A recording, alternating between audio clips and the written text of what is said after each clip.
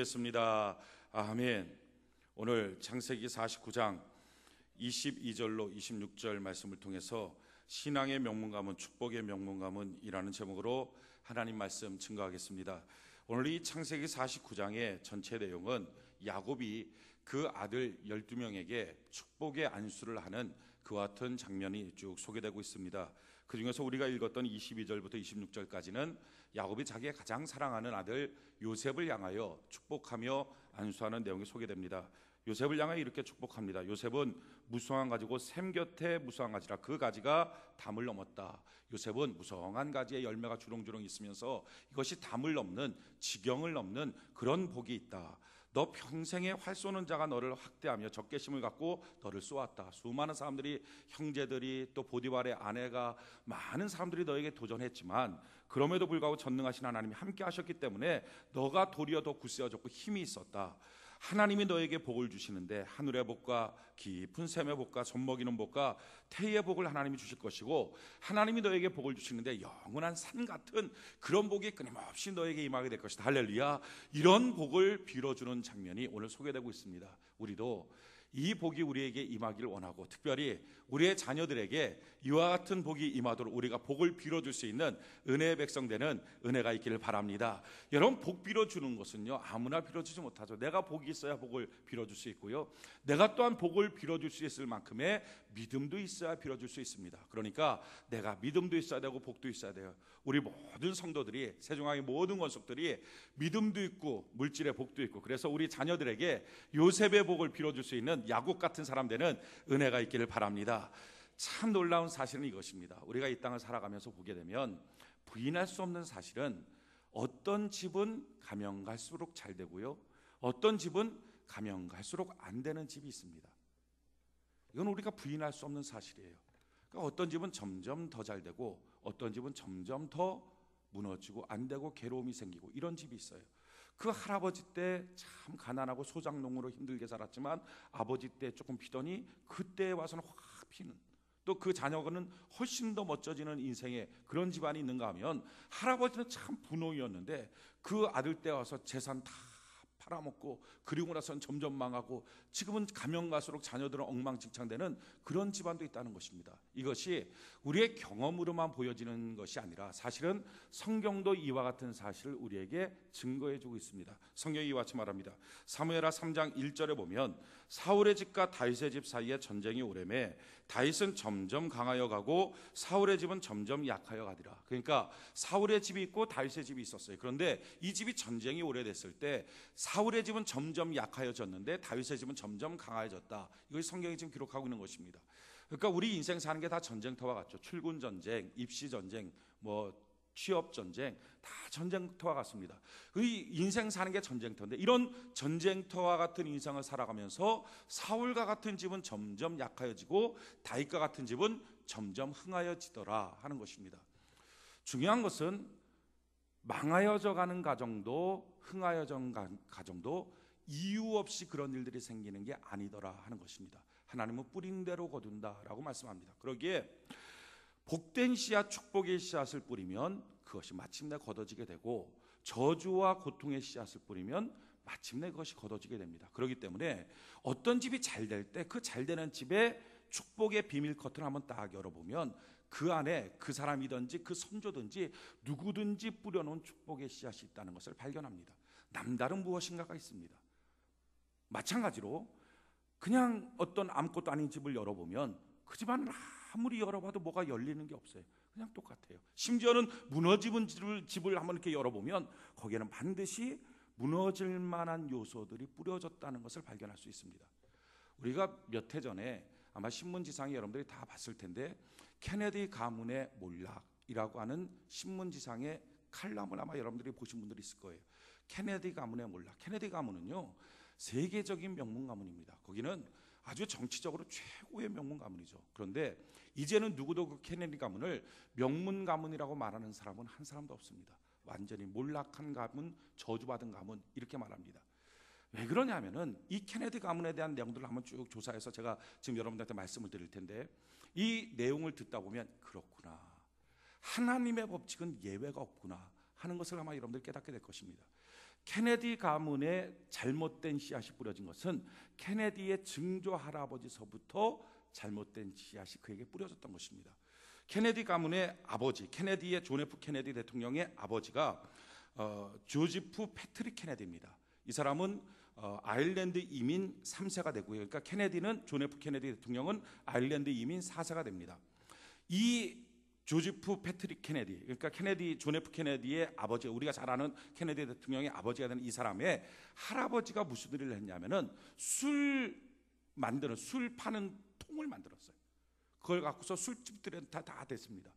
그러니까 술집한테 대고 난 다음에, 그러고 나서 그의 아버지, 그러니까 조지프 패트릭 케네디, 그러니까 존 F 케네디의 할아버지, 조지프 패트릭 케네디의 아버지, 이 사람 뭐였냐면은 그 자기 아버지는 술 만드는 통을 만들었잖아요. 그러니까 자기는 술집을 경험한 거예요. 술집을 경영해서 돈을 꽤 많이 벌었습니다. 그래서 그 돈을 갖고 자기가 상원 의원도 하고 하원 의원도 했어요. 그러고 난 다음에 그 사람의 그 좌우명, 가훈이 뭐였냐면은 무조건 1등만 해라. 2등은 기억되지 않는다.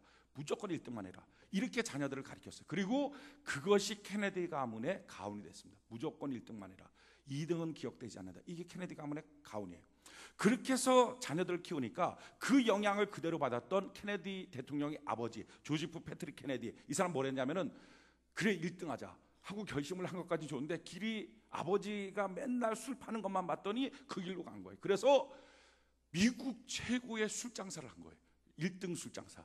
2등은 기억되지 않으니까 1등 술 장사를 해갖고 그냥 어마어마하게 술을 만들어서 술 도매상으로 술을 팔았어요.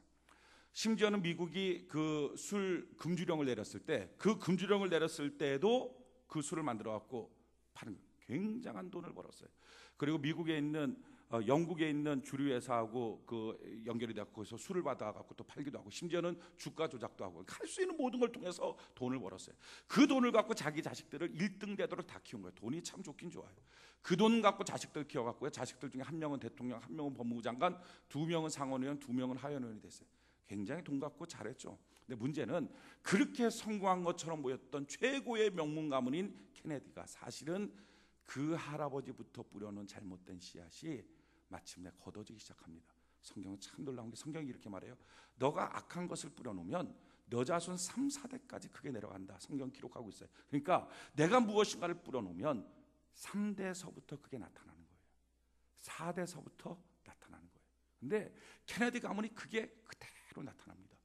3대, 4대서부터 그와 같은 문제들이 터지기 시작했어요. 먼저 그 조지프 패트릭 케네디의 아들, 장남이죠. 그 장남이 조지프 케네디의 2세인데, 조지프 케네디 2세, 이 사람이 29살에 비행기 폭발 사고로 죽습니다. 그리고 그 다음이 로즈마리라고 하는 장녀인데, 이게 케네디 대통령의 누나죠. 이 장녀 로즈마리는 정신지체로 평생의 정박아 수용소에서 살게 됩니다. 그리고 그 바로 동생 캐슬린, 그러니까 케네디 대통령의 바로 위에 언니, 누나죠. 이 캐슬린은 28살에 비행기 사고로 죽습니다. 그리고 존 F 케네디 대통령은 45세 대통령이 됐지만 총 맞아서 암살당하여 죽습니다. 그 동생이었던 로버트 케네디는 42세에 법무부 장관이 됐지만 총 맞아서 죽습니다. 그리고 마지막 막내 동생 에드워드 케네디는 비행기를 타고 가다가 추락을 해서 하반신 마비가 돼서 평생 장애아로 살게 됩니다. 여러분, 비행기 사고로 죽는 거는요, 교통사고로 죽는 거의 확률의 100분질입니다. 거의 확률이 없어요. 거의. 교통사고 나서도 죽는 사람 별로 많지 않은데, 교통사고로 죽는 확률의 100분질이 비행기 사고. 근데 이 집안을 보십시오. 다 어떻게 이렇게 희박한 비행기 사고로 이렇게 많이 죽습니까? 이렇게 자녀들이 한 명도 남김없이 다 죽거나 정박아 수용소거나 평생의 장애인이 된 거예요. 그러니까 조지프 패트릭 케네디가 이 광경도, 자기 자녀들이 망가지는 것이 얼마나 가슴 아픕니까? 이 광경을 보면서 그가 이렇게 고백했어요. 내가 술로 말미암아 온 미국 사람들을 휘청거리게 만들었더니 하나님이 나의 집안을 휘청거리게 하시는구나 그랬어요. 자기가 알았어요. 자기가 뿌린 것을 받고 있다는 거죠.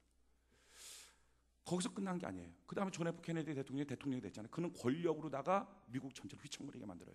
그가 모든 미국에 있는 학교들에서 10계명 이렇게 편판마다 다 되어 있어요. 교실마다 그걸 다 없애버렸어요. 성경 공부 시간을 다 없애버렸어요. 기도 시간을 다 없애버렸어요.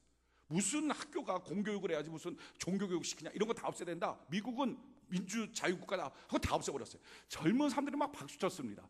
그런데요, 그렇게 하나님의 법이 없어지니까, 기도하는 게 없어지니까 온통 학교가 난장판이 된 거예요.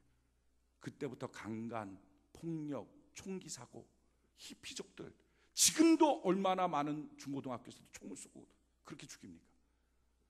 그러니까 지금 주마다 의회가 있어갖고, 그때 케네디 대통령이 그렇게 했던 거 잘못한 거다, 우리가 다시 성경 공부시키자, 우리가 다시 기도하자, 그렇게 해갖고 주마다 이제 바꿔지고 있어요. 그래갖고 미국에 있는 공립학교에서도 어떤 주들에서는 지금 10계명 걸어놓고 거기다가 기도 시간 넣고 성경 공부 시간 넣고, 그 학교들은 완전히 다른 거예요. 살인사건, 뭐 폭력, 강도, 강간, 이런 사건들이 학교 안에 점점 사라지고 있어요. 그러니까 그게 증명되는 거죠. 그러니까 케네디 대통령도 미국 전체를 흔들어버린 거예요. 거기서 끝난 게 아니라요, 그 다음 때까지 그게 이어집니다. 그러니까 자손 3, 4대까지 이어지는 거예요. 그러니까 어떻게 이어지냐면은 존 F 케네디 대통령의 아들 존 F 케네디 2세죠. 그 사람은 38살에 비행기 추락사고로 죽습니다. 그럼 보십시오. 어떻게 한 집안에 이렇게 비행기 추락사고로 많이 죽습니까? 계속 동일한 한 사건에 다 죽은 게 아니라 계속 사건이 터지는 거예요. 거기다가 존 F 케네디 대통령의 동생이었던 로버트 케네디 대통령의 아들인 삼남 데이비드는 약물 과다 복용으로 죽습니다. 사남이었던 마이클은 스키 타고 가다가 죽습니다. 케네디 대통령 마지막 막내 동생 사남 에드워드 그의 아들 에드워드 2세죠. 2세는 암으로 2다리를 절단하게 되고요. 그 동생 차남 패트릭은 코카인 중독으로 죽습니다. 한 집안에. 더 안타까운 사실은요, 존 F 케네디 대통령의 아들 존 F 케네디 2세가 죽었을 때 유일하게 미국에서 국가적으로 TV를 틀어놓고 무당을 데려가고 구술했습니다. 누구도 이 세계에 있어서 앞으로 케네디 대통령이 명문가문이라고 말하는 사람이 없습니다. 이미 그 가정은 몰락한 가문이에요. 왜 그렇습니까? 분명히 뿌려놓은 씨앗들이 있기 때문에 그렇다는 거예요. 저는요, 무슨 3.6 기자처럼 한 집안의 어떤 내용들을 이렇게 막 파헤치고, 야, 이 집안 이러니까 망했지, 이런 거 보려고 하는 게 아닙니다. 중요한 사실은 이렇게 대표적으로 나타나는 현상도 있지만, 그렇지 않아도 어떤 집은 무너지고요, 어떤 집은 흥하도록 하는 거예요. 기왕에 우리 부모들이 기도하는 부모, 씨앗을 뿌리는 부모들이 있어서 우리의 삶이 점점 더 잘 되는 복이 있습니다. 하지만 그런 가문이 아니라 할지라도 이제부터 우리라도 축복의 씨앗을 뿌려서 신앙의 명문가문, 축복의 명문가문을 이루는 은혜가 있기를 바랍니다. 만약에 우리의 집안이 이런 케네디와 같은 악한 것들을 뿌려놓은 집안이라면 이런 것을 대물림하면 안 돼요. 우리 이제 저주를 대물림하는 것을 끊어버리고 축복의 가문을 세워가는 은혜가 있기를 바랍니다. 그 대표적인 사람이 바로 오늘 읽었던 성경 본문인 야곱입니다. 야곱은 원래 복받을 사람이 아니었어요. 복받기로 말하면 그의 형 에서가 받아야 됩니다. 자기는 차남이었어요. 그럼에도 불구하고요, 그 야곱은요, 어마어마한 복을 받습니다. 20년 전에 무일푼으로 떠났던 그 사람이 외삼촌 집에서 돌아오는데 한 나라의 GNP보다 더 큰 부여를 20년 만에 하나님이 그에게 복을 주십니다. 어마어마한 복을 주시죠. 그 복을 갖고 와서 그 복으로 말미암아 자녀들을 하나님의 말씀으로 키워서 그 12명의 아들이 이스라엘의 12지파가 됩니다. 국가를 세워버립니다. 자기의 자녀들이 나라를 세워버리는 거예요. 축복받을 가문이 아니었는데도 야곱은 이처럼 복을 받았어요. 우리도 이런 야곱처럼 우리의 가문이 이제는 보통 가문이 아니라 복받는 가문 되는 은혜가 있기를 바랍니다. 자, 그렇다면 어떻게 이런 축복의 가문을 이룰 수 있습니까? 딱 2가지예요.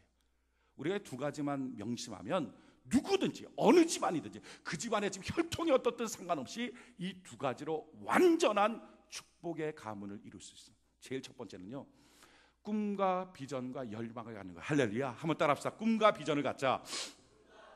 다시 한번, 꿈과 비전을 갖자.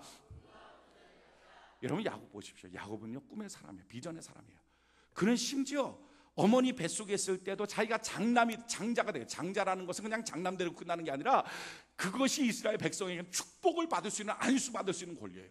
축복받는, 안수받는 그 자리에 들어갈 수 있는 건 장남만 들어갑니다. 그러니까 그 권리를 얻기 위하여 내가 장남되고 싶다, 내가 축복권을 갖고 싶다, 내가 장자권을 갖고 싶다. 어머니 뱃속에 있을 때부터 자기 형의 발뒤꿈치를 잡습니다. 이만큼 축복에 대한 열망이 있어요. 그리고 나서는 자기가 차자로 태어났잖아요. 자기 형이 배고파왔을 때 팥죽을 갖고서 이거 먹으면서 나한테 장자권 나한테 달라.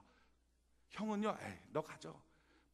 축복권 무슨 소리 있어? 내가 열심히 노력하고 내가 뛰어다니면 되지. 이게 애섭니다. 자기 힘이 있으니까 열심히 내가 사냥하고 먹고 살면 되지. 근데 아니었어요. 야곱은 알았어요.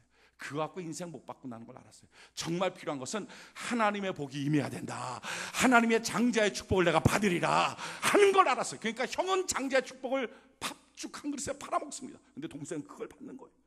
여러분 가서도 외삼촌 집에 가서도 무일푼으로 갔어요. 그러고 난 다음에 거기서 부여를 얻기 위해서 얼마나 하나님을 향한 갈망이냐면은 나뭇가지 하나 갖다가 딱 꽂아놓고 난 다음에 그것을 나무를 이렇게 도려내요. 그러고 난 다음에 내게 주는 건 다 아롱진 것, 전배기 이것만 주니까 하나님 이게 딱 박아놓고 나니까 정말 아롱진 것, 전배기 같네요.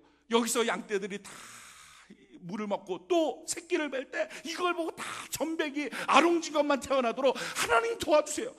이게 미신 같지만 이 정도로 하나님을 향한 축복에 대한 기대와 갈망이 있어요. 여러분, 저는 여러분들이 이런 축복에 대한 기대와 갈망이 충만해지길 바랍니다. 이것이 야곱의 가문을 이룬 거예요. 성경이 이와 같이 말합니다. 시편 81편 10절에 보니까 나는 너를 애굽 땅에서 인도하여 낸 여호와 내 하나님이니 내 입을 크게 열라. 내가 채우라. 한번 따라할까요? 내 입을 크게 열라. 내가 채우리라. 여러분, 복을 주시는 것은 하나님이 주십니다. 근데 복 받기를 원하여 입을 벌리는 것은 내가 여는 것입니다. 아멘이십니까? 그러니까 내가 하나님을 향한 기대와 꿈과 열망을 갖는 거예요. 그래서 하나님 내게 복을 허락하여 주시옵소서. 하나님은 그 열린 입에 채워주신 줄로 믿습니다. 자, 그런데 참 안타까운 사실은요, 하나님이 이스라엘 향한 실망이 나와요. 뭐라고 나오냐면은 나는 너를 애굽 땅에서 인도해낸 내 하나님 여호와라. 내 입을 크게 열라. 내가 채우리라 하였으나 내 백성이 내 소리를 듣지 아니하며 이스라엘이 나를 원하지 아니하였도다. 그러므로 내가 그의 마음에 완악한 대로 버려두어 그의 임의대로 행하게 하였더라. 무슨 말입니까? 야, 꿈을 가져라, 비전을 가져라. 너 입을 크게 열라. 내가 채워줄 거야. 너는 꿈을 가져, 비전을 가져. 그러면 그 꿈을 내가 이루어줄 거야. 하나님 그렇게 말씀하는데 에이, 무슨 꿈을 가져요? 에이, 힘들어요. 꿈 가는 것조차도 귀찮아요. 입을 꽉 다물고 있었다는 이스라엘 백성들이. 그랬더니 하나님이 어떡합니까? 너무 가슴이 아프니까 그들의 완악한 대로 내버려 두어서 임의대로 살겠다는 거예요. 임의대로 산다는 게 뭡니까? 자기 인생에 주류가 없어요.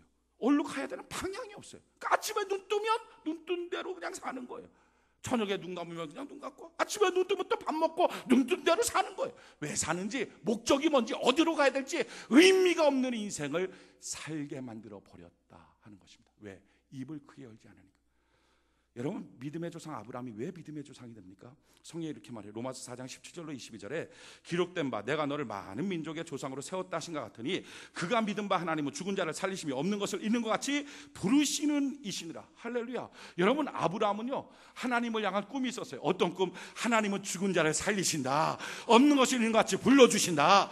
이렇게 하나님을 믿고 있었더니 어떻게 됩니까? 무일푼으로 갈대아우를 나왔는데 10년 만에 318명의 종업원을 거느리는 어마어마한 겁으로 없는 것을 있는 것처럼 하나님이 불러주시더라는 거예요. 뿐만 아니라 100살이 됐을 때, 아들 하나도 없을 때 없는 것을 있는 것처럼 부르시는 하나님이 아들을 주시고, 그러나서 그 아들이 18살쯤 됐을 때 하나님이 너 아들 내게 독자로 바쳐라. 그 아들 데리고서 모리아 산에 갈 때 하나님 내 아들 죽습니다. 내 아들 죽습니다. 그런데도 믿음이 있어요. 뭐? 죽은 자를 살리시는 하나님, 내 아들이 죽어도 하나님은 살려주신다. 이걸 믿고 하나님께 나갔더니 하나님이 이삭을 들어서 높이 들어 복되게 하시더라는 거예요. 여러분, 우리는 세상 사람들이 모르는 비밀 한 가지가 있어요. 그 뭐냐면 하나님이 성경에 이렇게 말씀하신 거죠.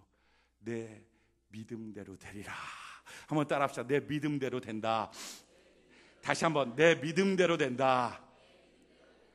이거 세상 사람들 몰라요. 우리 인생 사는 거는요 내 믿음대로 돼요. 그런데 이 믿음이 어디서 나옵니까? 히브리서 11장 1절에 믿음은 바라는 것들의 실상이니 내가 꿈과 소망이 있을 때 꿈과 소망을 이루는 믿음이 생겨야 될 줄로 믿습니다. 그래서 그 믿음대로 우리 인생은 살아가는 역사가 있다는 거예요. 내 안에 꿈과 소망. 오늘 여러분들 꿈과 소망을 잃어버렸습니까? 그렇다면 그 꿈과 소망을 회복하는 은혜가 있기를 예수님 이름으로 축원해 드립니다. 성경에 이와 같은 말씀이 있어요. 마태복음 20장 29절 34절에 보면 그들이 여리고에서 떠나갈 때 큰 무리가 예수를 따르더라. 이 광경은 지금 소경 바디메오, 우리가 잘 아는 소경 바디메오, 날 때부터 소경, 게다가 거지예요. 그 사람이 눈뜨게 되는 광경이 소개됩니다. 많은 사람이 예수님을 따라갑니다. 그때 맹인 두 사람이 길가에 앉았다가 예수께서 지나가신다 함을 듣고 소리질러 이르되 주여 우리를 불쌍히 여기소서 다윗의 자손이여 나를 불쌍히 여기소서 이렇게 했다는 거예요. 수많은 사람들은 예수님을 향하여 그냥 갔어요. 그들은 기대가 없어요. 그 주님을 그냥 쫓아가는 거예요. 그런데 소경 바디메오 이 사람은요 날 때부터 소경인 그 사람이 주님을 향한 기대가 있어요. 꿈이 있어요. 무슨 꿈? 눈 뜨는 거예요. 보십시오. 그날 하루치의 동양 이게 아니었어요. 그냥 대충 얻어지는 그게 아니라 자기 인생에 정말 꿈꾸는 것 같은, 말도 안 되는, 날 때부터 소경인 그 사람이 주여 내가 눈 뜨기 원합니다. 기대가 있는 거예요. 기대가 있으니까 어떡합니까? 남달리 주님을 향한 기대가 있어요. 그러니까 남달리 주님을 부르기 시작합니다. 여러분, 제가 목회하면서 깨닫게 된 것은 어떤 사람은 기도가 참 간절해요. 어떤 사람은 예배 시간에 참 복되게 예배를 드려요. 어떤 사람은 찬송 하나를 해도 얼마나 값지게 하는지 몰라요. 어떤 사람은 예물 하나를 드려도요 얼마나 정성껏 주님 앞에 예물 드리는지 몰라요. 왜 그럴까? 살펴보면 그 안에 남다른 기대가 있어요. 근데 아무 기대가 없는 사람은 예배 드릴 때도 힘이 없어요. 나오다 안 나오다 자기 마음대로 해. 하고 싶은 대로 하는 거예요. 왜? 아무 기대가 없으니까. 여러분, 회사를 보십시오. 내가 어떤 회사를 갔다. 근데 그 회사에서 그 회사에 대한 나의 기대가 있어요. 내가 이 회사에서 열심히 해서 내가 이 회사의 CEO가 돼야지 라는 기대가 있으면 누가 뭐라 할 것도 없어요. 자기가 그냥 열심히 하는 거예요. 아침부터 저녁까지 사장이 보든 안 보든 CEO 되겠다 기대가 있으니까 열심히 하는 거예요. 그런데 만약에 어떤 회사를 갔어요. 기대가 없어요. 그러면 남들 하는 정도 눈치 보면서 하고요, 그나마도 안 합니다. 결국은 잘리고 마는 거예요. 신앙생활 하는 거 남다른 기대가 있으면 그 기대가 믿음의 표현으로 등장하도록 하는 거예요. 지금 이 소경 바디메오는 남다른 기대가 있어요. 눈 뜨고 싶어요. 그러니까 다른 사람들은 누가 지나가요? 예수 지나간다. 근데 자기에게는 아니야. 그냥 예수가 아니라 다윗의 자손 예수요. 다윗의 자손이라는 것은 자기의 구세주, 유일한 메시아, 나의 인생 문제를 해결하실 분 예수님, 나의 인생 문제를 해결하십니다. 내 문제 해결하실 주님이여, 나를 좀 불쌍히 여기소서 하고 외치기 시작합니다. 얼마나 외치던지요. 주변이 이렇게 말해요. 31절 보니까 무리가 꾸짖어 잠잠하라 하되.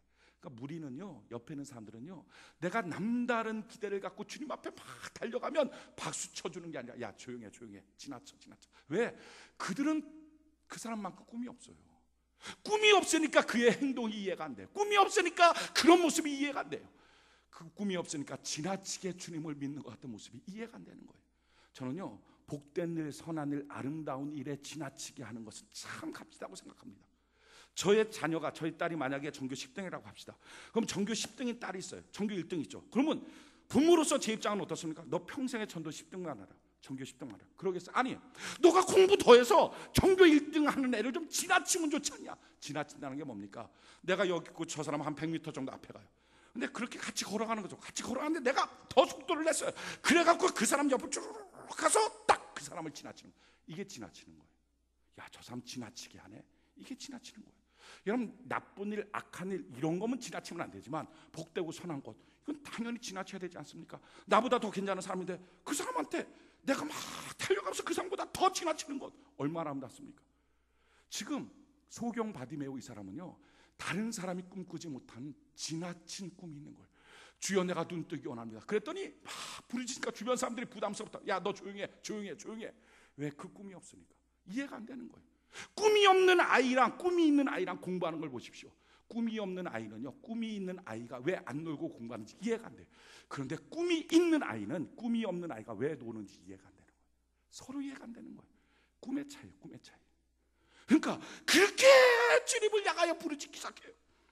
더욱 소리질러 잠잠하라. 꾸짖으니까 어떻게 해요? 꿈이 있으니까 견디지 못해. 더욱 주님 앞에 부르짖어 가로되 주여 우리를 불쌍히 여기소서, 다윗의 자손이여 불쌍히 여기소서 하고 외치기 시작해요. 그때 중요한 것은요, 주님의 반응이에요.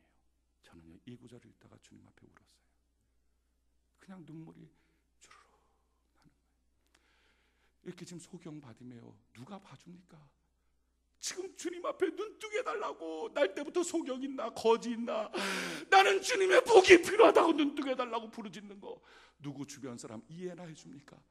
시끄럽다고 조용히 하라고 꾸짖고 잠잠하라 그러고. 그런데요, 우리 주님이 어떻게 하십니까? 예수께서 머물러 서서. 저는 그 구절 읽고 울었어요. 들을 청자는요, 귀자 있고요, 옆에 열십자 밑에다가 눈목자 쓰고요, 하늘자에다 마음십자 쓰는 거, 이게 청자예요. 듣는다는 건요, 그냥 귀로만 듣는 게 듣는 게 아니에요.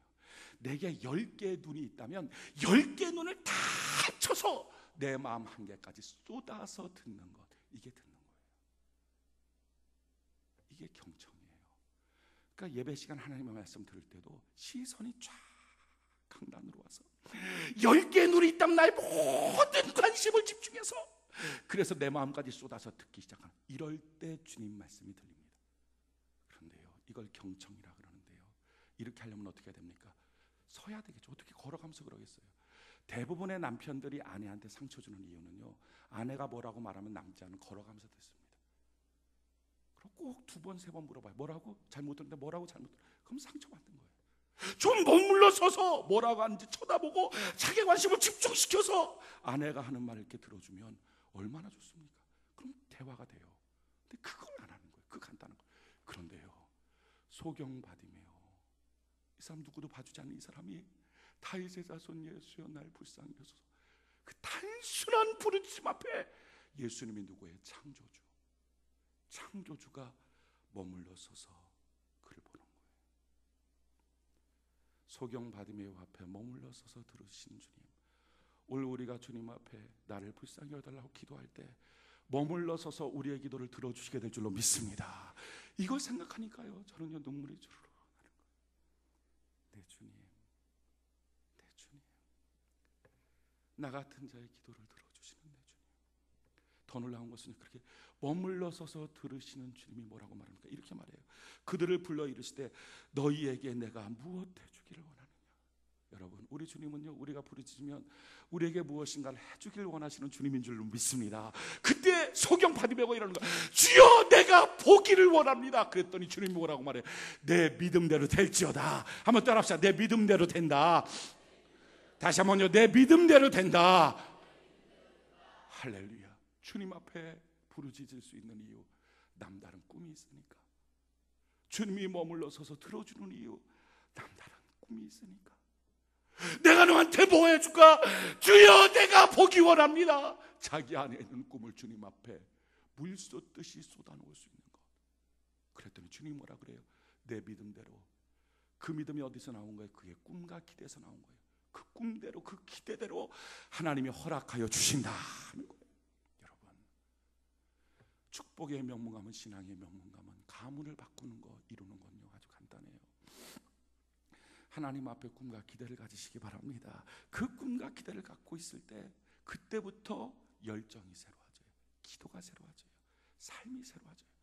오늘 저는 여러분들이 무너졌던 그 꿈과 기대를 가슴속에서 다시 한번 피어 올릴 수 있는 은혜가 있기를 바랍니다. 저는 이렇게 생각해요.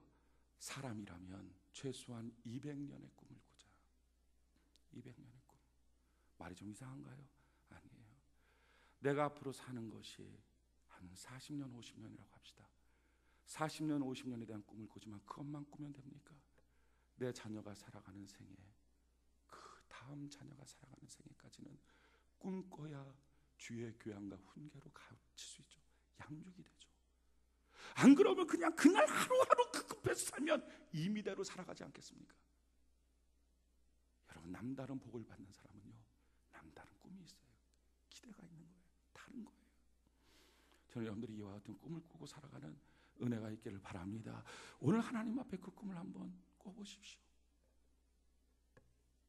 제가 사역자들한테 그랬어요. 너가 꼭 인생 살면서 하고 싶은 거 있으면 종이를 내서 글로 한번 적어봐라. 1번 난 뭐 하고 싶어요. 2번 난 어떤 사람 되고 싶어요. 3번 나는 내 자녀에게 어떻게 하고 싶어요. 4번 쭉 적어라. 그리고 이걸 적고 난 다음에 이 꿈을 이룰 수 있는 길들도 옆에 한번 다 인터넷 서핑해갖고 찾아봐라. 그렇게 하는 작업하다 보면 너의 꿈의 70%, 너가 받은 은사의 70%는 대충 어디로 가야 될지 너가 알기 시작한다. 이걸 안 하는 거예요. 종이끈에서 쓸 수 있는 열정조차 없으니까 자기 꿈이 뭔지 머릿속에서 다 뒤죽박죽이에요. 오늘 저는 여러분들 집에 가시거든 내가 뭐 하고 싶은지 적어보세요. 그리고 그냥 적을 뿐만 아니라 그 옆에다가 이걸 이루려면 뭐가 필요한지, 어떤 스펙이 있어야 되는지, 내가 뭘 연구해야 될지, 내가 뭘 따야 될지, 그러면 쭉 적어보십시오. 이것만 해도 자기 꿈의 70%는 이미 자기 눈에 보여지기 시작합니다. 꿈과 열망 가는 거. 두 번째, 첫 번째는 꿈과 열망을 두 가지라 말씀드렸죠. 첫 번째 꿈과 열망 가지고, 두 번째 뭡니까? 꿈과 열망 가졌으면 그 꿈과 열망을 이룰 수 있도록 마땅히 희생과 헌신의 씨앗을 심어야 됩니다. 한번 따라합시다. 희생과 헌신의 씨앗을 심자. 다시 한번 희생과 헌신의 씨앗을 심자. 여러분, 씨를 안 심고 거둬질 수 있는 열매는 없어요. 그래서 반드시 희생과 헌신의 씨앗을 심어야 합니다. 어떤 고등학생이 전교 1등 목표, 전교 1등 이렇게 하겠다고 결심을 한 거예요. 얼마나 부모가 볼 때 고마워요. 전교 1등 해갖고 그걸 책상 위에다 딱 붙여놨어요. 머리에 띠도 딱 들어서 하얀 띠 딱 좀 해갖고 전교 1등 막 전교 1등 전교 1등 그렇게 하고 있는 거예요. 이야, 참 대견하다. 그랬더니 새벽에 이제 부모님이 야, 이 아이가 어떻게 잘 있나 과일이랑 깎아갖고 음료수랑 갖고서 이렇게 싹 방에 들어간 거예요. 들어가고 보니까 애가 책상에서 밤새도록 거의 공부했는지 책상에서 이렇게 선잠을 자고 있는 거예요. 보니까 연습장에 막 이만큼 빽빽하게 뭘 공부를 써놨어요. 이야, 참 대견하다. 누워서 자지. 이렇게 딱 놓고 뭐라고 썼나 이렇게 보니까 전교 1등, 전교 1등, 전교 1등 그것만 계속 상에 이만큼 써놓은 거예요. 그 아이 어떻게 됐을까요? 그날 맞아 죽었습니다. 밤새도록 전교 1등만 쓰냐. 밤새도록 네가 수학 문제라도 풀던지 영어 단어라도 외우던지. 마찬가지. 여러분, 꿈을 갖자, 꿈을 갖자, 꿈을 갖자. 그래갖고 꿈 신앙의 명문감, 축복의 명문감 이것만 이만큼 기도할 때 다른 기도는 신앙의 명문감, 축복의 명문감 꿈 이러면요 아무것도 이루어지지 않아요. 중요한 것은 이 꿈을 구체화시키고 그러고 나서 거기에 필요한 과정의 씨앗들을 믿음으로 잘 뿌리는 은혜가 있기를 바랍니다. 첫 번째 어떤 씨앗 뿌릴까요? 말이 씨예요. 그래서 말이 중요해요. 특별히 여러분들의 가문을 위해서, 여러분들의 집안을 위해서, 특별히 여러분들의 자녀를 위해서 복된 말의 씨앗을 뿌릴 수 있는 은혜가 있기를 바랍니다. 특별히 남자 성도들은요, 아버지들은요, 가정의 제사장이에요. 제사장은 예배를 집례할 뿐만 아니라 가정 안에 축복권이 있어요. 저는 기억이 나는 게 저희 아버지가 매주 집회를 다니셨어요. 지금도 매주 집회를 다니시니까 매주 집회를 다니셨거든요. 지금 집회는 부흥회는 월요일부터 수요일하고 끝나요. 근데 그 당시 제가 초등학교, 중학교 초반까지의 부흥회는 월요일날 시작하면 토요일날 아침에 끝나요. 그러니까 저희 아버지는 토요일날 점심 이후에 집에 오세요. 그러고 나서는 말씀 준비, 설교 준비하고 주일날 강단에 섰다가 월요일날 새벽 예배 맞추면 가시는 거예요. 그래서 심지어 에피소드가 하나 있는데 제 친구 하나가 저희 어머니가 과부인 줄 알았어요. 저희 어머니가 과부인 줄 알고 저희는 그냥 애들만 키우고 있는 집인 줄 알았다가 저희 집에 온 거예요. 놀러 온 거예요. 친구가 중학교 때 놀러 왔는데 그 놀러 왔을 때 저희 아버지가 파자마 바람으로 계셨던 거예요. 집이니까 파자마 바람으로 토요일날 집에 있었다. 그냥 그 아이가 시험 들었어요. 야, 어떻게 목사님이 너희 집에 와서 파자마 바람으로 있냐? 이해가 안 되십니까? 무슨 상황이지? 그러니까 우리 집은 우리 엄마는 과부고 우리는 과부 애들이고 아버지가 없는 거예요. 근데 목사님이 어떻게 느닷없이 성도의 집에 와서 파자마 바람으로 있냐? 이게 시험이 든 거예요. 야, 우리 아버지야, 우리 아버지. 너 아버지 있었냐? 왜 한 번도 안 봐? 아버지 맨날 집회 나가실 거 없지? 이 정도예요. 그런데요, 저희 아버지한테 기억나는 고마운 게 있어요. 뭐냐면은 토요일날 딱 집에 갔다 오시면 아이들 다 오라 그래. 그럼 우리 4명 사남매가 오면 아버지가 끌어안고 머리에 안수해줘요. 너는 참 귀한 아이야. 축복의 아이야. 하늘의 복, 땅의 복, 신상의 복으로 하나님 채워주세요. 꼭 매주 토요일마다. 첫째 영태가, 영주야, 영희야, 성태가 이렇게 다. 저도 저희 딸한테 그걸 배워갖고 머리 이렇게 쓰다듬어주고 끌어안아주고 넌 귀한 딸이야. 세계 최고야. 하나님 너를 사랑하신다. 그걸 해줘요. 여러분, 저는 여러분들의 자녀에게 복된 말, 격려의 말을 할 수 있는 은혜가 있기를 바랍니다. 따라합시다. 말이 씨앗이다. 말이 씨앗이다. 이걸로 이루어가는 거예요. 두 번째 우리가 꼭 해야 될 게 뭡니까? 기도의 씨앗을 뿌려야 돼요. 기도가 씨앗이에요. 기도는요, 하나님의 보좌를 움직일 수 있는 능력이 있는 줄로 믿습니다. 간절히 눈물로 기도하면 역사가 나타나요. 한나가 눈물로 기도할 때 사무엘이 된 거예요. 요게벳이 눈물을 기도할 때 모세가 된 거예요. 여러분, 눈물로 간절히 기도하면 문하카가 눈물로 기도할 때 어거스틴이 된 거예요. 기도 없이 된 사람은 없어요. 만약 여러분들의 인생의 부모가 기도 없는 사람입니까? 그렇다면 기도 없는 대물림을 여러분들 자녀한테 하겠습니까? 나는 내 부모가 안 믿는 사람이었어요. 난 내 부모가 기도하지 않는 사람이었어요. 그것이 그렇게 가슴 아픈데 자기가 예수 믿는데도 자기 자녀 위해서 기도하지 않습니까? 기도 없는 인생을 대물림하겠냐고요. 그럴 수는 없잖아요. 여러분, 이스라엘 백성들이, 유다 민족이 다 바벨론으로 끌려갑니다. 그때 젊은 청년들 10살, 12살, 13살 이런 아주 막 똑똑한 청년들이 홀딱 벗김을 당해갖고 굴비처럼 다 묶여갖고 예루살렘에서부터 바벨론까지 채찍에 맞으며 끌려가는 거예요. 그렇게 끌려가고 어리버리한 사람 다 죽여버리고, 그렇게 지금 바벨론을 끌려가고 있을 때 그 끌려가는 자기 자녀가 끌려가는 모습을 볼 때 어머니들이 얼마나 가슴 아파요. 사랑하는 내 아들아, 내 아들아. 군대만 가도 가슴이 터지는데 그렇게 펑펑펑 울고 있어요. 그거는 기약도 없는 거예요. 자기 자녀 끌려가서 뭐가 될지 몰라요. 그렇게 잘 키운 자기 자녀 뭐가 될지 몰라요. 내 아들아, 내 아들아. 예루살렘이 울음바다가 되고 그 자녀들은 옷 벗김 당해서 끌려가고 있을 때, 그때 하나님의 선지자 예레미야가 벌떡 일어나서 즉석에서 하나님의 영이 임함으로 외치기 시작합니다. 그 외쳤던 내용이 예레미야에 가서예요. 그 예레미야에 가서 2장에 이런 말씀이 있어요. 2장 18절에 그들의 마음이 주를 향하여 부르짖기를 딸 시온의 성녀가 너는 밤낮으로 눈물을 강같이 흘릴지어다. 스스로 쉬지 말고 내 눈동자를 쉬게 하지 말지어다. 초저녁에 일어나 부르짖을지어다. 내 마음을 주의 얼굴 앞에 물쏟듯 할지어다. 갓길 어귀에서 주려 기진한 내 어린 자녀들의 생명을 위하여 주를 향하여 손을 들고 눈물로 기도할지어다. 보십시오. 길 어귀에서 굶주려 쓰러져 있는 너의 자녀를 위하여, 매 맞고 쓰러지고 하는 자녀를 보면서 어머니가 가슴이 터지는 거죠. 그런 자녀를 위하여 뭐라고요? 너희가 눈물로 자녀를 위하여 기도하라. 예레미야 선지자가 울면서 외치기 시작해요. 분명히 그 말을 들을 때 그때 다니엘 어머니가 그 말씀을 듣고서 감동받았을 거예요. 그래, 나는 할 것이 아무것도 없지만 내가 내 자녀를 위해서 울면서 기도하자.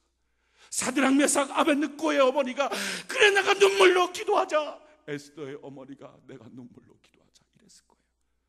그들이 왜 다른 청년들과 다르게, 전혀 다르게 두각을 나타냅니까? 무엇인가 기도의 씨앗이 있었으니까 그런 거예요.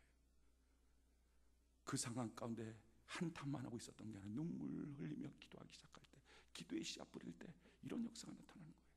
여러분, 우리가 우리 자녀들 위해서 기도 없는 대물림이지 하지 말고 기도의 대물림을 시작하는 은혜가 있기를 바랍니다. 뿐만 아니라 우리가 해야 될 건 뭐예요? 씨앗 잘 뿌려야 돼요. 씨앗을 잘 뿌려야 돼요. 성경은 이와 같이 말합니다. 시편 126편 5절 6절에 눈물을 흘리며 씨를 뿌리는 자는 기쁨으로 거두리로다. 울며 씨를 뿌려 나가는 자는 반드시 기쁨으로 그 곡식단을 가지고 돌아오리로다.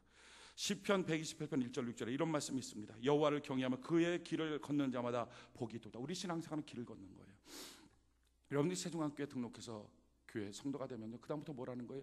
세종한교회 성도로서의 길을 걸어가는 거예요. 이 길을 걸어가면요, 자연스럽게 희생과 헌신의 씨앗을 뿌리게 됩니다. 주일날 비 오는 날에도 주일 성수하러 오는 이 씨앗 뿌리는 거예요. 지금 여러분들 그 씨앗 뿌리고 있어요. 새벽 예배 나오자, 오베데돔 축복 운동을 벌리자. 그러면 그렇게 나와서 온 예배를 드리는 희생과 헌신의 씨앗을 뿌립니다. 11조의 희생과 헌신의 씨앗도 뿌리고요, 건축헌금의 씨앗도 뿌리고요, 감사헌금의 씨앗도 뿌리고, 사회복지헌금의 씨앗도 뿌리고, 구제헌금의 씨앗도 뿌리고, 교육헌금의 씨앗도 뿌리는 거예요. 뿐만 아니라 교회 안에서 뭐 성가대로 봉사하고, 찬양단으로 봉사하고, 차량 운전으로 봉사하고, 재정으로 봉사하고, 여러 가지 교사로 봉사하고, 차량 안내 봉사하고, 여러 가지 모습으로 알게 모르게 봉사 다시 뿌리는 거 보십시오. 교회 안에서 신앙생활하면요, 그 길을 걸어가면 당연히 걸어가면서 씨 뿌리게 돼 있습니다. 멈췄어 안 가, 안 해버려 이러면 모르지만 꾸준히 그 길을 걸어가며 꾸준히 씨를 뿌려요. 이게 신앙생활이에요. 여러분, 저녁들이 지체하지 않고 멈춰서 있지 말고 딴점 피지 말고 여러분들의 신앙의 길에 꾸준히 씨앗을 잘 뿌릴 수 있는 은혜가 있기를 바랍니다. 다음 주에 OFP대에 우리 전도대예요. 우리가 교회 안에서 성도로 있을 때 전도대회다 그러면 어떻게 해요? 그 길을 걷는 사람은요, 그 전도대회에 전도하려고 애를 쓰며 전도의 씨앗을 뿌리는 거예요. 그거 안 하고 나 전도 안 해, 나 오베데돔 운동 나랑 상관없어, 나 예배 상관없어, 나 11조랑 상관없어, 이건 뭐죠? 그 길 안 걷는 거죠. 그냥 멈춰 서 있는 거예요. 교회에 교구원으로 소속돼 있긴 하지만 아무것도 안 하는 거예요. 그런데 신앙생활은 그 길을 걸어가는 거거든요. 이렇게 그 길을 걸어가는 자에게, 이렇게 씨를 뿌리는 자에게 성경은 지금 뭐라고 말해요? 내가 내 손이 수고한 대로 먹을 것이라, 내가 복되고 형통하라. 제일 처음에 뭐예요? 하나님이 물질 문제를 해결하여 주시게 될 줄로 믿습니다. 그 다음에 또 뭐라고 말해요? 내 집 안방에는, 내 아내는 결실한 포도나무 같으며 내 식탁에 둘러앉은 자식들은 어린 감람나무 같으리로다. 보십시오. 부부간의 금슬이 좋아지고요, 뿐만 아니라 한 걸음 더 나가서 그 자녀들이 어린 감람나무 같다는 거예요. 나는 열심히 전도한 것뿐인데, 나는 열심히 교회에서 봉사한 것뿐인데, 나는 성가대로 찬양단으로 열심히 봉사한 것뿐인데, 나는 차량 운행으로 교사로 열심히 봉사한 것뿐인데, 놀라운 것은 하나님이 내 자녀를 어린 감람나무 기름진 것, 윤택한 자녀로 어디다 내놔도 부끄럽지 않은, 어디다 내놔도 참 자랑스러운 아들 딸로 하나님이 만들어 주시더라. 내가 씨 뿌렸더니 내 자녀가 거둘 수 있도록 하나님이 만들어 주시더라는 거야. 할렐루야. 이게 놀라운 역사예요. 뿐만 아니라 뭐를 말합니까? 여호와께서 시온에서 내게 복을 주실지어다. 너는 평생의 예루살렘의 번영을 보며 내 자식의 자식을 볼지어다. 평생의 예루살렘의 번영을 보며, 예루살렘이 성전이잖아요. 교회만 갈 때마다 은혜를 받아요. 누가 이렇게 은혜 받아요? 교회 갈 때마다 은혜 받는 사람의 특징은요, 신앙생활을 길로 걷는 것처럼 걸어가는 사람이에요. 꾸준히 멈춰서 있지 않고 길 걸어가는 사람. 이 사람은요, 교회를 갈 때마다 은혜를 받습니다. 그게 부담스러운 게 아니라 참 은혜가 되고 기쁨이 돼요. 여러분, 이처럼 신앙생활의 아름다운 씨앗을 잘 뿌릴 수 있는 은혜가 있기를 바랍니다. 어떤 사람은요, 이런 꿈과 기대를 갖고 씨앗을 잘 뿌리면서 살 때 뿌렸는데도 결실이 없다고 말하는 사람들이 있어요. 아니에요. 뿌려놓고 나면 봄철에 뿌리면 가을에 있는 것처럼 조금은 기다려야 됩니다. 저는 신앙의 품목 중에서 한 가지 꼭 제가 자신 있게 할 수 있는 것 중에 한 가지는요, 인내예요. 저는 이것만큼은 진짜 자신 있는 것 같아요. 인내. 저는 제 자녀 얻는데 7년 기도했습니다. 새벽마다 하나님 앞에 울면서. 아무도 모르죠. 저는 제 자녀, 제 딸 얻는데 7년을 기도했어요. 그러니까 웬만큼 아이 얻는데 7년인데 나머지 꿈을 이루는데 몇십 년, 이건 저한테는 아무것도 아니에요. 7년 기도하고서 딸을 얻었잖아요. 근데 그 딸을 키우면서 요즘 느끼는 건 이거예요. 하나님, 7년 동안 기다리며 기도했던 것이 죄송하네요. 이런 딸 같았으면 하나님, 내가 20년을 기도해도 될 뻔했어요. 제가 깨달은 게 있습니다. 하나님 앞에 인내하는 시간이 아깝습니까? 인내하는 시간이 괴롭습니까? 아니에요. 여러분, 인내하여 주님 주신 축복의 열매를 딱 받는 순간부터요, 인내했던 시간이 도리어 너무 짧다는 게 느껴져요. 하나님 앞에 인내하면 언제나 더 좋은 것으로 우리에게 채워주시는 분인 줄로 믿습니다. 어떤 사람, 제가 신앙 상담하다 보면 깊이 상담하고 그러다 보면 어떤 사람 신앙이 흔들리고 그런 사람들이 있어요. 목회하다 보면 이렇게 요동치는 사람들이 있습니다. 그런 사람들하고 상담을 해요. 그러면 안에서 제 얘기를 깊이 나누다 보면 안에서 뭔가 쑥 올라오는 게 있어요. 그게 뭐냐면은 자기가 어렸을 때서부터 갖고 있던 어떤 상처, 아픔들이 올라와요. 어떤 사람은요, 자기가 어렸을 때서부터 가난이라는 게 있었대요. 가난에 대한 어떤 두려움이 있는 거예요. 그래서 돈이 조금만 없으면 신앙까지 흔들려 버리는 거예요. 어떤 사람은요, 열등감이라는 게 있어요. 못 배운 열등감. 자기 아버지도 무식하고 자기도 별로 못 배웠어요. 이 못 배운 열등감이 그냥 이것 때문에 누가 나를 이상하게 쳐다볼까 봐 얼마나 가시도 친 듯이 주변을 보는지 몰라요. 어떤 사람은요, 상처의 열등감이 있어요. 부모가 이혼했다는 거예요. 어떤 사람은 질병에 대한 열등감이 있어요. 자기 부모가 일찍 병으로 돌아가셨대요. 이것 때문에 자기 안에 어떤 그런 질병에 대한 두려움들이 있어요. 그러니까 이런 것들 때문에 막 힘들어요. 이런 것들에 걸리면 신앙까지 흔들려 버리는 거예요. 제가 물어봐요. 그럼 열심히 안 사셨습니까? 열심히 살았다는 거죠. 그런데도 해결이 안 된대요. 그렇잖아요. 여러분, 우리 인생의 부모로부터 내려오는 이 문제는요, 열심히 살아서 해결되는 게 아니에요. 열심히 물론 살아야 되지만 근본적으로는요, 복의 근원 되신 하나님이 복을 주셔야 해결되게 될 줄로 믿습니다. 위로부터 주시는 복을 받을 때 인생 문제는 해결되는 거예요. 누가 이런 복을 받고 복의 감을 이룹니까? 하나님, 나는 복 받을 사람입니다. 복 받아야 됩니다. 저는요, 지금도 새벽에 무릎 꿇을 때마다 하나님께 이렇게 기도해요. 주님, 저는 복 받아야 될 사람입니다. 하나님, 나는 복 받아야 될 사람입니다. 나는 하나님의 덕을 보고 살아야 되고요, 세상 사람들, 우리 성도들은요, 제 덕 보고 살게 해주세요. 이렇게 막 울어요. 이게 성도예요. 우리는 하나님의 복과 덕을 받고 나 때문에 내 형제들, 내 세상 사람들 내 덕 보고 살 수 있도록 하나님 도와주세요. 우리 다 복 받아야 될 사람이에요. 저는 여러분들의 축복에 대한 갈망을 갖는 은혜가 있기를 바랍니다. 그 갈망을 갖고 복된 말에 씨앗을 뿌리고 눈물의 기도에 씨앗을 뿌리고 교회 앞에 충성하고 헌신하고 주님의 길을 한번 걸어가 보세요. 전도하는 길을 걸어가 보시고 기도의 길을 걸어가 보고 예배의 길을 걸어가 보고, 이번에 오베데돔 축복운동이 있어요. 이게 얼마나 귀한 축복을 받을 수 있는 기회입니까? 다음 주에 오해 피대의 전도대회에서 이게 얼마나 축복받을 수 있는 씨앗을 뿌릴 수 있는 기회입니까? 당장에 내 눈앞에 내 자녀 앞에 거둬지지 않아도 하나님 뿌려놓은 씨앗을 자손 천대에 이르도록 우리에게 복으로 허락해 주시게 될 줄로 믿습니다. 복에 대한 갈망 기대, 야곱처럼 우리 안에 있을 때 하나님 우리의 자녀를 12명을 통해서 나라를 세운 것처럼 우리의 자녀를 민족의 동량으로, 국가적인 인물로, 세계적인 인물로 하나님이 세워주시는 은혜가 있게 될 줄로 믿습니다. 저는 그 꿈과 기대가 있어요. 우리 세종학교에 키워진 자녀들을 통하여 세계의 역사가 바뀌고 영적 역사가 바뀌고 가문이 바뀌어지도록 하나님 도와주시옵소서. 하나님 우리 모두에게 물질의 복을 허락하여 주옵소서. 이제는 더 이상 가난의 대물림이 없도록. 여러분, 언제까지 가난의 대물림으로 내 자녀도 우리 부모 가난해서 나도 돈 문제만 나오면 신앙 흔들려요 하는 자녀 만들겠습니까? 하나님의 복 받아야 되잖아요. 언제까지 열등감으로, 언제까지 질병으로, 언제까지 갈등으로, 상처와 아픔으로 대물림해 주겠습니까? 기도 없는 인생을 대물림해 주고 축복 없는 인생을 대물림하겠습니까? 우리 이걸 끊어버리고 하나님, 야곱처럼 내가 주님의 복을 받아서 이제 복을 대물림하는 축복의 명문가문, 신앙의 명문가문 이도록 씨 잘 뿌리고 기도하고 복된 말하는 자 되도록 하나님 나를 도와 주시옵소서. 할렐루야. 우리 이렇게 갈망하고 이 놀라운 복을 다 누리기를 예수님 이름으로 축원해 드립니다.